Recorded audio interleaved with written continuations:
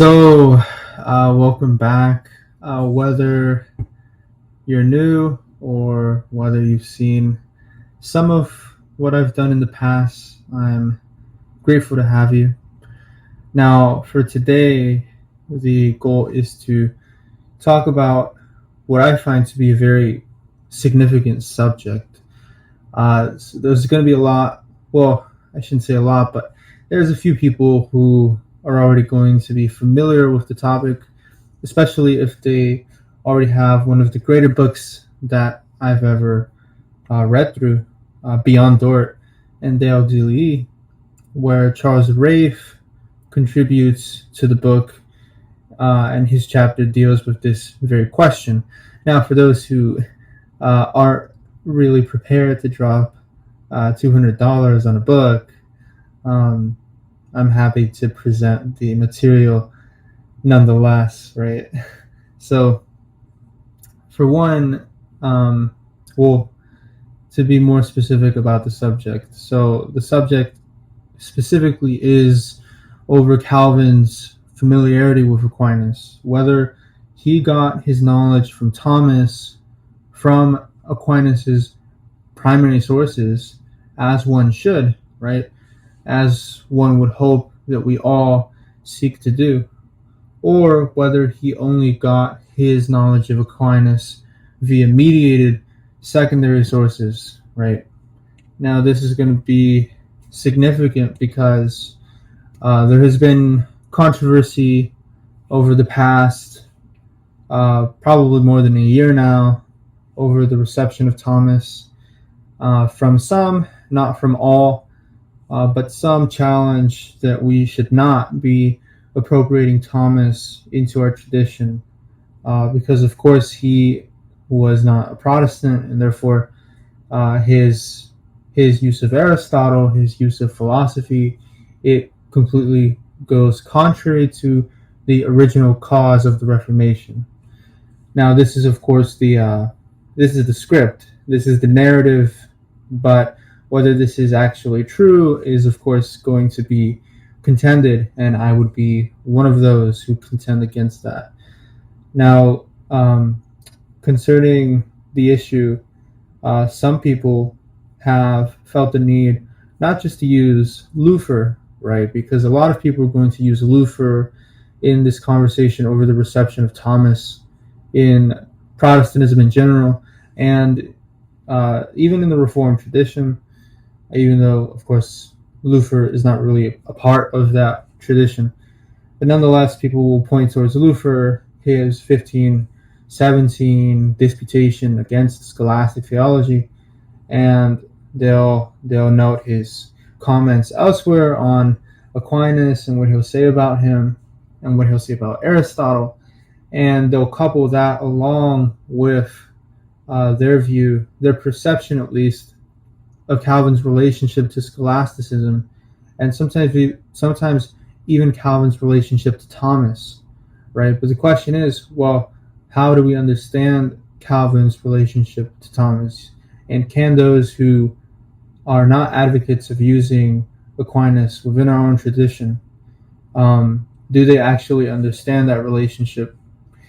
And that's what we're going to be looking at. So that really essentially is the reason why the subject is so important, why it's so important to know where Calvin got his perception of Aquinas from.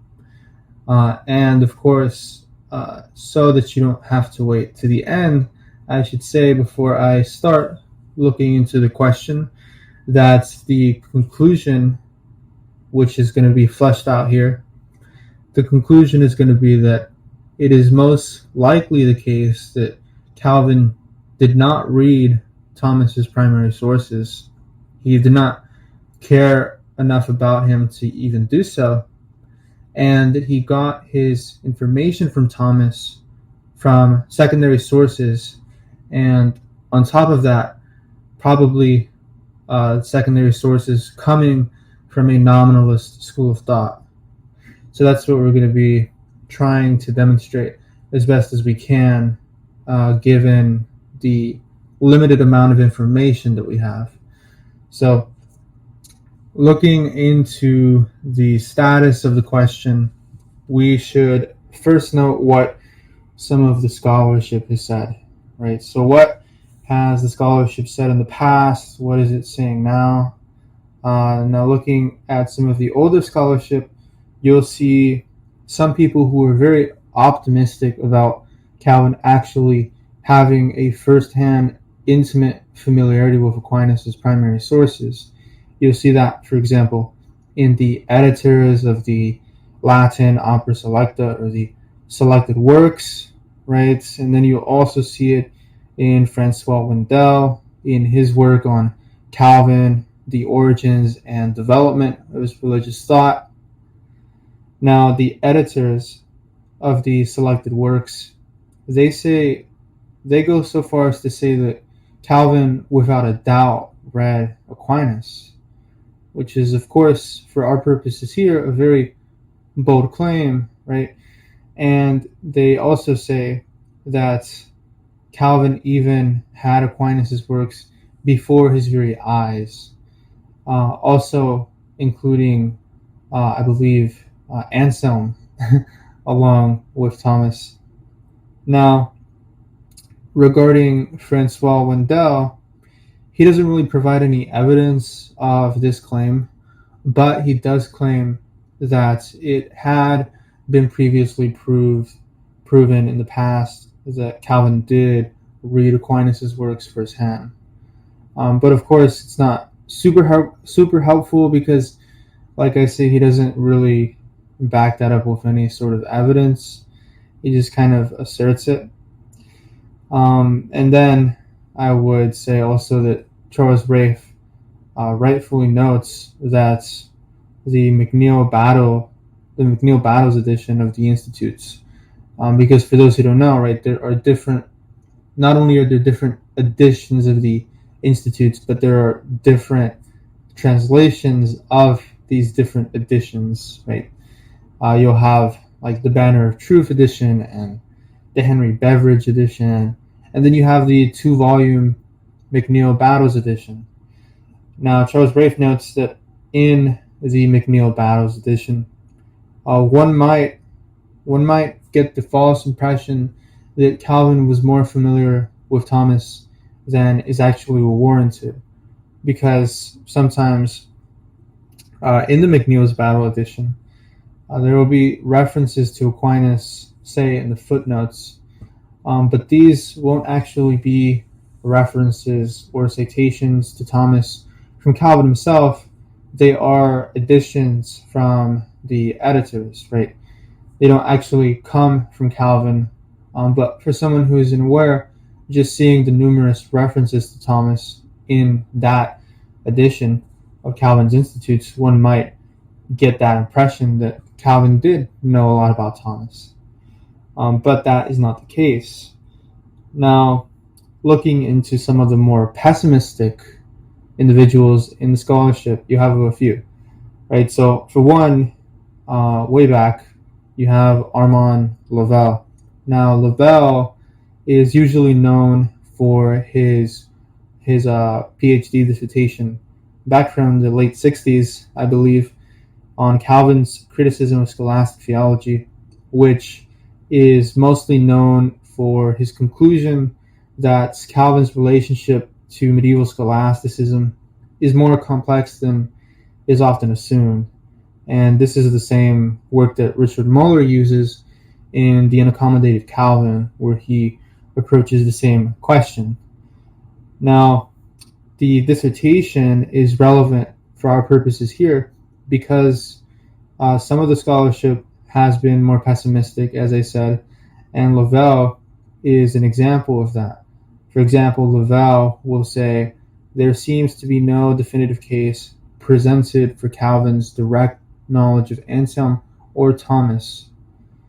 Now, this pessimism is also seen in Alexandre Gonoxy, Arvin Voss, and as well Richard Muller. Right? Now, Gonoxy argues for a more limited knowledge of Aquinas on Calvin's part, right? And then Voss suggests that Calvin knew of Aquinas but that he knew of Aquinas probably from some scattered quotations in the scholastic literature. And Moeller argues that Calvin's attacks upon the scholastici, like Lavelle, are actually often attacks against the French theologians of Sorbonne, no longer directed against such luminaries of the scholastic past as Bonaventure, Aquinas, or Duns Scotus. Moeller also says elsewhere, for example, in the Unaccommodated Calvin, Moeller will say, this is a quote, "There is no evidence that Calvin had direct acquaintance with the thought of Aquinas, as Obermann points out. The occasional Thomistic accents found in Calvin can be better explained by the influence of the Dominican-trained Butzer, who had included disputations on dogmatic themes in his commentaries, works that Calvin most surely read." Now, there are different ways of assessing Calvin's relationship to Aquinas, right? You could look at doctrinal continuities and similarities there, which people have done, people are doing. Charles Rafe himself has done some comparisons between Calvin and Aquinas on the issue of merit, and he also has an entire book on Calvin and Aquinas regarding the issue of justification and the book of Romans. So that is being done, but it seems that really to get to the heart of the issue, we should be more so focused not upon these doctrinal similarities, but instead looking at explicit references and citations to Thomas in Calvin's work. That's really what's going to give us the insight that we need to understand their relationship. Right, so it can be argued that based upon Calvin's citations of Aquinas, he was not engaging with Aquinas' primary sources, and that's what we're going to be defending here, or at the very least presenting as the most plausible option, really. Now, looking at Aquinas' appearance in Calvin's work, to my knowledge, Calvin only explicitly mentions Aquinas 4 times in the entirety of his corpus. Now, I went on to the post-Reformation digital library. I tried to see if I could find any other references. I couldn't find any. If anyone who sees this knows of any that are not a part of these 4 that I'm going to mention, then feel free to let me know. It would greatly add to the conversation. But for now, these 4 are all that we have to work with. And, even at that, not all 4 are actually really relevant. Only 2 of them are, which we'll see in a minute why that's the case. Because in one of the works, Calvin only mentions Aquinas because Aquinas appears in the opponent of Calvin's work, right, as one of those great authors that are cited. And then in the second work that's going to be irrelevant, where Thomas appears in Calvin's work, is going to be where Calvin only mentions Aquinas in passing, along with some other names, even including that of Duns Scotus. Now, the other 2 references, those are really going to be the ones that are relevant for our purposes here. And both of them first appear in the 1539 Institutes. Now, for those who are familiar, there are differences between the different editions of the Institutes. I believe the first edition is the 1539 edition, and then the 1559 edition, 20 years later, is the final edition that we have, which is going to be the one that more people are familiar with. That is going to be the one with divisions in book X, chapter X, section X, right?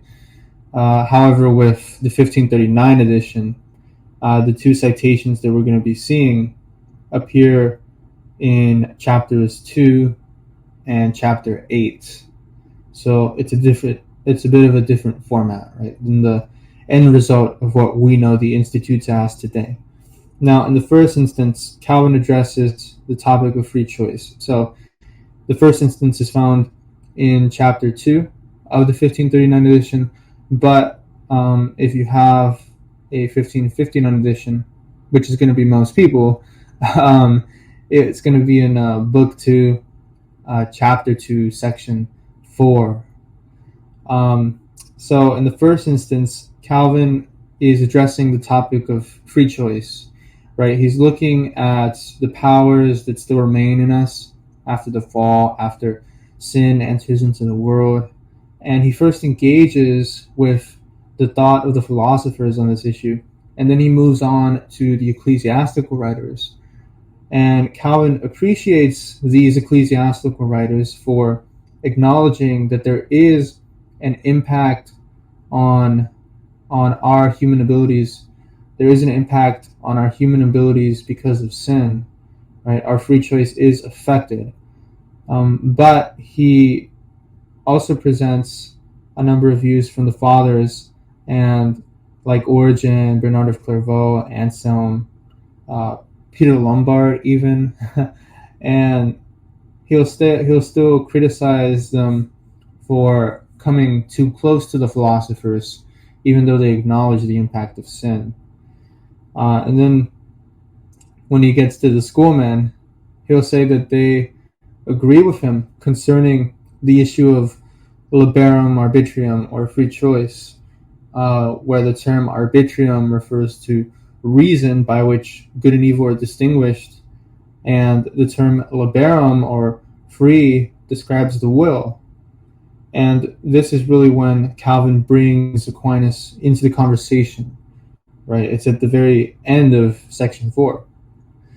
Now, in the marginalia, right in the margin of the 1539 all the way up to the 1559 editions, Calvin cites Aquinas, and the way he'll cite it is part 1, question 83, article 3, right? That seems fairly clear.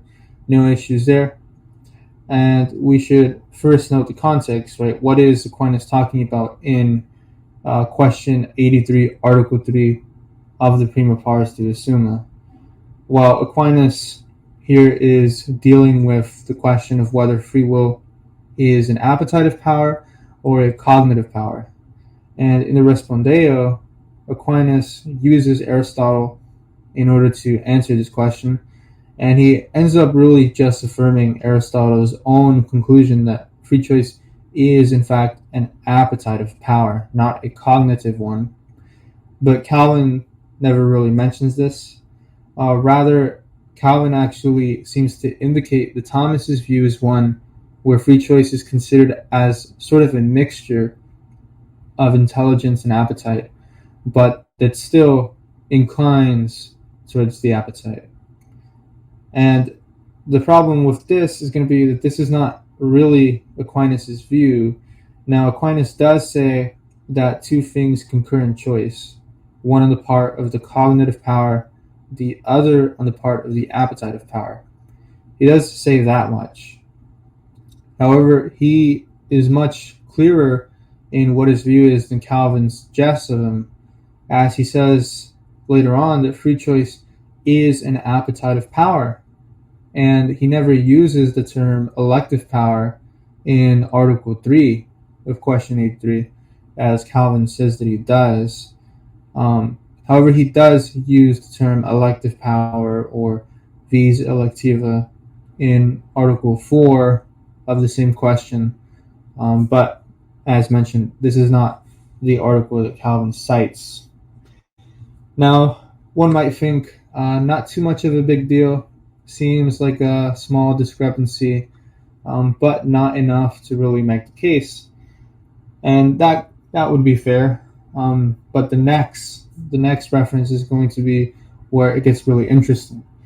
Right now, getting into the next reference, where Calvin has an explicit reference to Aquinas' very name in the Institutes, comes from the context of his discussions over predestination. And this is found in if it's the 1559 edition, it's going to be Book 3, Chapter 22, Section 9. Now, looking at the previous context, so in Section 8 of Chapter 22 here, Calvin says that Ambrose, Origen, and Jerome were of the opinion that God dispenses his grace among men according to the use which he foresees that each will make of it. And he goes on to say that Augustine, too, held on to this view at one point, but that he both retracted it and powerfully confuted it after he had made greater progress in the knowledge of the scripture. And it's later in section 9 where he actually mentions Thomas. Now, one of the problems for this reference is going to be that when he mentions Aquinas here, he places him actually more so in the category of those who affirm that election is based upon forcing merits in some way. Right? Calvin, if you read the entirety of the section, just see for yourself the way that Calvin describes Aquinas' view on predestination. Calvin sees Aquinas as distinguishing between what he'll call the act of the predestinator and the particular estimate of predestination. Now, it seems that in Calvin's mind, what Thomas means by the act of the predestinator is simply God's part, you could say, God's part in predestination, and specifically unto grace, not unto glory. Right? Calvin understands that for Thomas, predestination to grace is unconditional and therefore not based on forcing merits. So he understands that much, but he has this confusion when he says that Thomas makes this distinction between God's act of predestination, the act of the predestinator, and then what he'll call the particular estimate of predestination. And it's in the particular estimate of predestination that's really what becomes the problem, right? Because Calvin believes that in Thomas's view, this estimate of predestination is what corresponds to our part, right? That our part involves our obtaining and meriting glory through the grace that God has predestined us unto. Now, Calvin says that instead of saying that God predestines us to grace so that we might obtain glory through merit, we should say that the elect are instead predestinated to glory, and the predestination to grace serves predestination to glory and follows as its handmaiden. And this is all, in his mind, an attempt to refute the sophistry of Thomas is the language that he'll use. And we'll get into some more mistakes that he'll make regarding the content. But looking at the actual citation first, the marginal citation that you'll see all the way from the 1539 to the 1559 edition is going to be in the first part of sentences, question 23. Now, this kind of citation, as I said, remains throughout all of the editions. Now, the problem here is that the format of Aquinas' commentary on the sentences, which seems to be what Calvin thinks he's citing, is divided into distinctions, questions, and articles, right? Anyone who has a basic familiarity with Aquinas' work knows the difference between the formats that you have in Aquinas' commentary on the sentences and the format that he has in the Summa, right? That seems to be a pretty basic thing that you don't really need to know Thomas too well to already understand. So that's going to be taken into consideration here. Now, regarding the actual content, well, actually, before that, another point on the citation is that the commentary on the sentences does deal with predestination, I should add, but it deals with the issue of predestination in distinctions 40 and 41, which have nowhere near to a question 23, right? That doesn't exist. So the citation doesn't makes sense, right? However, for those who already know, there are some people who I'm sure already know where Aquinas talks about predestination in the Summa, question 23, right? So he cites it as being the commentary on the sentences, but of course the citation makes no sense. However, predestination is dealt with in a question 23, but it's in the prima paras, the first part of the Summa, right? Not the commentary on the sentences. Now, going back to the actual content of Calvin's section 9 here, we have some more discrepancies. So, for one, Aquinas never uses this exact distinction between the act of the predestinator and the particular estimate of predestination in the Summa, nor does he in the commentary on the sentences. Now, he does have a category for the act of the predestinator, or the actus predestinatius, but he doesn't have this other category that Calvin has him having, of the particular estimate of predestination that corresponds to our part. Charles Rafe says that the closest thing to these categories in Thomas might be found in the Respondeo to Article 5 of Question 23 in the Summa, where Aquinas does make a distinction, but it's going to be a distinction between the act of the predestinator, so that is correct, Calvin has that, but it's between that and the effect of predestination. And then he makes a further distinction within the effect of predestination between being in general and being in particular. Now, as stated earlier, Calvin interprets the act of the predestinator as God's act of giving grace, right? This is God's part in predestination. And then the particular estimate is our obtainment of glory, which is our part.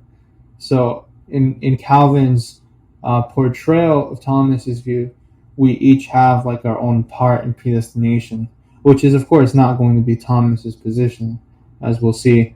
And as anyone who has read the entirety, even of just question 23 of the Summa, already knows this. Now, Thomas only mentions the act of the predestinator early on in the Respondeo of Article 5.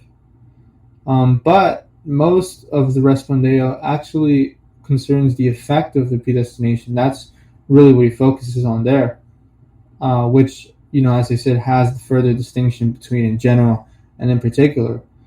And contrary to Calvin's articulation of Thomas's view, Aquinas does not base this distinction upon who plays what part in predestination. Instead, Aquinas sort of considers this distinction as similar to the distinction that we all make between primary and secondary causality.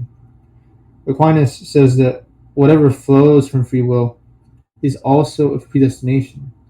And so when man's will moves towards the good, it's because they have God's will as their primary cause. And it's not to be understood, right? This relationship, it's not to be understood as if God moves first, thereby fulfilling his part, and then we move after and fulfill our part. So Calvin is wrong here, right? Because for Aquinas, both grace and glory are within the effects of predestination.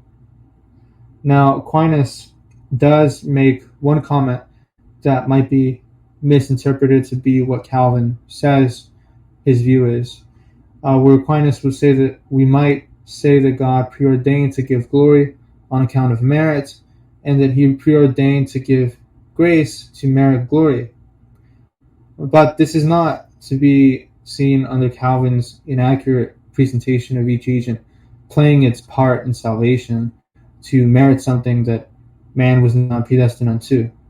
Right? Aquinas is simply saying that merit plays a role in the sense that it functions as a means to the end that God is directing us to, which is a predestination unto glory.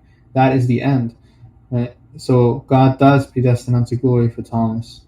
And merit is simply one of the ways in which we work out our salvation. So God is seen as the principal cause of obtaining grace and glory, and we're seen as secondary causes of obtaining glory vis-a-vis merits. And Calvin, interestingly enough, shouldn't even actually have much of a problem with this, because he too has the same beliefs. You'll see, for example, not to get too much into Calvin on the issue of merit, but Calvin himself will talk about good works being like inferior causes for obtaining heaven and things like that. And so, if Calvin accurately were to understand Thomas's view here, he wouldn't disagree. But as is being argued here, he doesn't. So Calvin's negative reaction to question 23 of the Prima Pars actually seems even more strange in his particular context, because it's in light of the positive reception of this very question in his Reformed contemporaries that makes it so odd, right? Because these are not just post-Calvin, right? These are not post-Reformation Reformed Orthodox. These are Calvin's contemporaries himself, actually appreciating the very same question in Aquinas' Summa that Calvin criticizes. So you'll see it in Zonke, you'll see it in Vermigli, you'll see it in Butzer. David Sitzma, I think, quite accurately sums up the problem in saying that he, that is Zonke, not only cites Summa Theologia Prima Pars question 23 article 5 as representative of the sounder and more learned scholastics, but also states that Augustine scripture and the Reformed agree with this opinion. Set against this larger context, Calvin's negative reaction to Summa Theologia Prima Pars question 23 article 5, dating from his 1539 Institutes, appears rather exceptional. And to that I agree, it is very exceptional. Because, I mentioned Butzer. Now, one of those examples of positive reception of Thomas, specifically this very question, is Butzer, right? Martin Butzer. He will talk about how some of the fathers have committed the error of believing that good works are in some way the cause of our predestination. And then he notes that even St. Thomas rightly condemns this error in part 1, question 23. Now, if you'll note, he only says part 1, question 23. He does not say that this is Summa Theologia, part 1, question 23. And why is that important? Not because Butzer didn't know, but because Butzer is someone who did know, as someone who is a Dominican, actually, for those who don't know, before he actually joined the Reformation cause. As a student of Thomas's work, he doesn't need to put Summa, right? Similar to many of us who are mere laymen and not even serious students of Thomas ourselves, we can simply know that if someone quotes Thomas and the citation reads part 1, question 23, article X, we know where it's from. We know that it's not in the commentary on the sentences, something that it seems Calvin did not know, something he was not aware of. So it's not because of that. It's not because Butzer didn't know. The reason why this is significant is because this is in Butzer's commentary on the Romans, right? Commentary on Romans, and this is the same commentary that Calvin himself praises in Calvin's own commentary on Romans. He will refer to Butzer's commentary in the preface. He will talk about how good it is. And so Calvin studied and read Butzer's commentary on the Romans, right? So he definitely saw this citation before, and it seems that the assumption we can make is that he read part 1, question 23 in Butzer, and for whatever reason, I suppose we can't really know. Maybe he got it from somewhere else. Maybe he wasn't familiar with the Summa. Um, he just referred to it as the commentary on the sentences, although Bucer did not say that at all. So these are the discrepancies that really lead us to believe that Calvin got his understanding of Aquinas from mediated sources, not from the primary sources themselves. Now, what's also interesting, I should note, is that looking into the issue, for example, David Steinmetz has a book, like Calvin in Context, where he has a chapter called Calvin Among the Thomists. Where he tries to deal with the relationship between Thomas and Calvin via Bucer's commentary on Romans. And the strongest connection that Steinmetz finds between Thomas, Bucer, and Calvin is their obvious, strong Augustinian heritage, but that doesn't really help us too much. Regardless of their similarities in something like Romans 9, it doesn't really tell us too much about Calvin's familiarity with Thomas. But what is interesting is that Bucer, in his commentary, also mentioned Thomas, and when he says that Thomas rightly understands free choice. Now, if you remember from earlier, that was the only other subject that Calvin referred to Thomas for, right? In the Institutes, you have his reference to Thomas on free choice, and then you have it on predestination. Same thing with Bucer, free choice and predestination, which sort of gives us a reason to believe that you have this influence from Bucer's commentary onto Calvin's understanding. And regarding Liberum Arbitrium, it is true that both Bucer and Calvin look to Aquinas for support. Right? Calvin is critical of Aquinas when he talks about him concerning predestination, but he's not critical of him when he talks about him regarding free choice. There, it's actually very positive, right? And what leads us to believe that Bucer was definitely a source, it seems, but the question is, was Bucer Calvin's only source? And this seems to be no. The answer seems to be no to this. Why? Well, because for one, when Bucer talks about Thomas's view on free choice, and he's agreeing with it, he does not say the same things that Calvin says about him, right? He does not make the additional claims that Calvin attributes to Thomas that Thomas himself never says, and Bucer himself never attributes them as well. So this sort of leads us to think that Calvin possibly got these additional perspectives from some other sources, because he didn't get them from Bucer, and he certainly didn't get them from Thomas himself. And regarding predestination, right, Bucer, of course, sees Thomas as someone who refutes the error of predestination post previsa merita, whereas Calvin tries to refute his sophistry, as he'll say, because Thomas tries to use subtle distinctions to sneak in the role of merit in predestination, is what he'll say. Now, concerning these other sources, now this is where it can get a little speculative, but we can still try to, put these issues into context.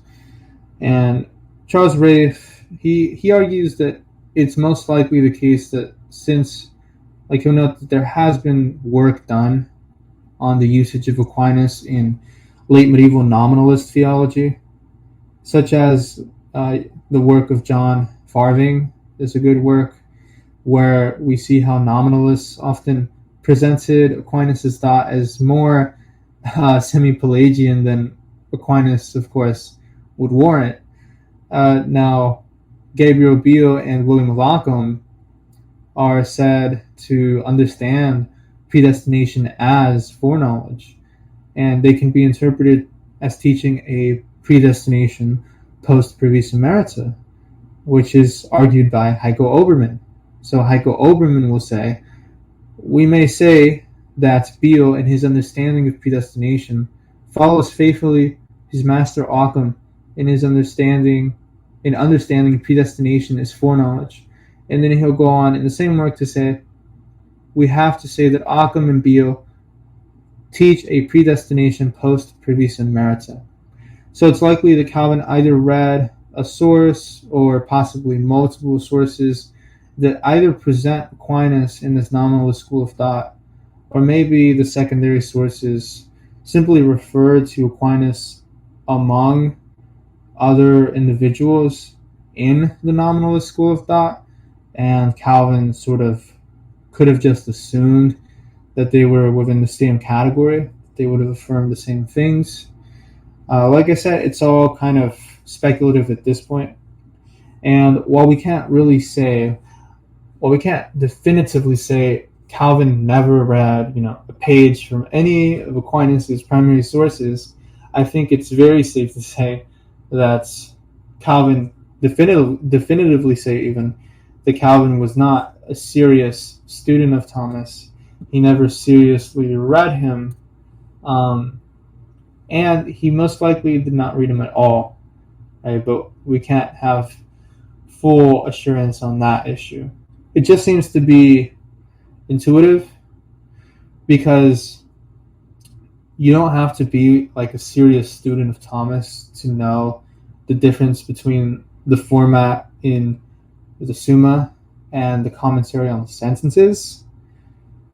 Like I said earlier, it's a pretty basic thing, so him just not knowing that makes it really difficult to believe that he actually read any of them. But I'll try not to press that too much. I'm fine with just having everyone acknowledge that at the very least, he was no student of Thomas.